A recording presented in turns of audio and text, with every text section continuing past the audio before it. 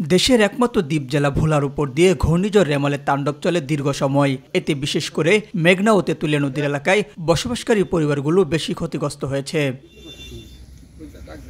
ভোলা সদর সহ বুরহানুদ্দিন উপজেলায় বেশিরভাগ অঞ্চলেই বাধ্য হয়ে খোলা আকাশের নিচে চরম দুর্ভোগে দিন কাটাচ্ছেন অনেকেই। জ্বরের দিন আসে কন্যান শহর হত্যা সব বাসাইয়ে লয়ে গেছে। কি খাই আমার সুলাফা সালফাত ঘরের সংসারে বিনতাতে কোনো কিছুই নাই। আমাকে ঘরের যত মাল সামানা যা কিছু আছিল আমরা কিছু রাখতে পারিনি।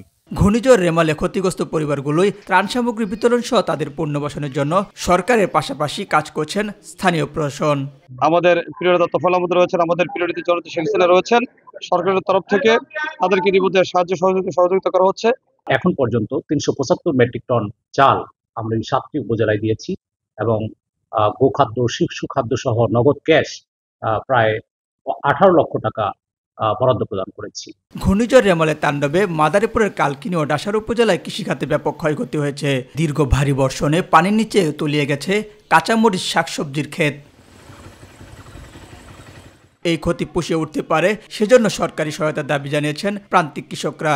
২৪ ঘন্টার ভিতর পানি যদি না সারে তাহলে আমরা শেষ হয়ে যাবে। এই মুহূর্তে ঘূর্ণিঝড় এসে আমাদের মরিচা ১ হইতে ১.৫ ফিট পানির তলে তলিয়ে যায়। ঘূর্ণিঝড়ে আমার পানের বর মাটির সাথে মিশে গেছে। কৃষকদের ক্ষয়ক্ষতি পরিমাণ নিরূপণে কাজ শুরু করেছে উপজেলা কৃষি দপ্তর। আমরা এই ক্ষতি নিরূপণ করছি। ক্ষতি নিরূপণ করে আমরা সরকারের কাছে ব্যাপারে ঊর্ধ্বতন কর্তৃপক্ষের কাছে চিঠি লিখব। আশা করি কৃষক তার ক্ষতিপূরণ পাবেন বলে আমরা মনে করছি। ক্ষতিগ্রস্তদের ক্ষতির পরিমাণ চিহ্নিত করে সরকারি প্রণোদনার আওতায় নিয়ে আনার দাবি সচেতন মহলের। এস এম হামিম, মাই টিভি।